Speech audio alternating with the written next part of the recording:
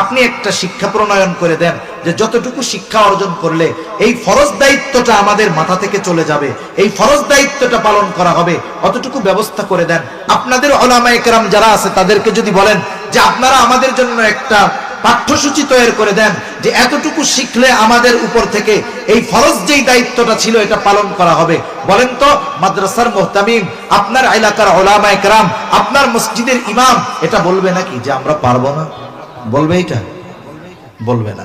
আসল বিষয় হলো আমরা আমাদের দুর্বলতা উলামায়ে কেরামের সামনে প্রকাশ হয়ে যাক, এটা আমরা লজ্জা পাই। আগে এই লজ্জাটা ছিল না, এখন লজ্জা পায়। কারণ মসজিদে গিয়ে ইমামের উপরে ঝাড়ি মারে। এখন উনি যে গোসলের ফরজগুলা জানে না, এটা যদি ইমাম জানে তাহলে এর চাইতে আর লজ্জা কিছু আছে নাকি? বলেন আছে? আমার এক বন্ধু আছে এক জায়গায় ইমামতি করে, এখন ওই এলাকার উনি ইমামতি করে, ওনার কমিটি মুসল্লি খুব সহজ, একবারে সোজা ওনার কাছে। আমি বলি ভাই সোজা কেমনে বুঝলে, কেমনে করলেন? বলে শুনেন, যখন উল্টাপাল্টা যেইগুলা বেশি করে আমি ওই নামাজের পরে মাসলা মাসাইল শিখাই, ওনারে দাঁড়া করাই যে দোয়া কুনুত করেন। অনেক সময় আছে যেটা আমি একা পারি, মানুষের সামনে বলতে গেলে ভয়ে মুখ দিয়ে বাইদা যায়, এটা হতেই পারে। সূরা ফাতিহাও বাইদা যাইতে পারে, এটা কোনো ব্যাপার না। এখন উনি তো ত্রিং বিরিং করে বেশি, 2-4 দিন যখন ধরে এমনিই সোজা হয়ে যায়, আর হুজুরের কাছে আসে না। এখন আমরা এই বিষয়টা কেন হলো? বলে আমাদের ইমামদের সাথে, উলামায়ে কেরামের সাথে, মাদ্রাসার শিক্ষকদের সাথে একটা দূরত্ব তৈরি হচ্ছে। ইসলাম বিদ্বেষীদের প্রথম ষড়যন্ত্র এটা যে আওয়ামুন নাসকে, সাধারণ মুসলমানদেরকে উলামায়ে কেরামের থেকে দূরে সরায় দাও, তাহলে দেখা যাবে তাদের সাথে একটা বৈরী সম্পর্ক হবে। দ্বীনি বিষয়ে তারা নিজেরা পড়ে বড়, লেখাপড়া করে বড় আলেম হওয়ার চেষ্টা করবে, উলামায়ে কেরামের কাছে যাবে না।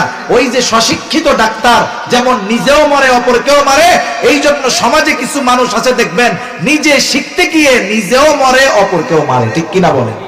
এই জন্য আমরা উলামায়ে কেরামের কাছে আসবো। এই যে রমজান মাস সামনে আছে, সময় সুযোগ আছে, আপনার জানা আছে, তারপরেও আপনি ইমাম সাহেবকে বলেন যে আমাদেরকে এই বিষয়গুলো শিখিয়ে দেন, সূরাগুলো ঠিক করায় দেন।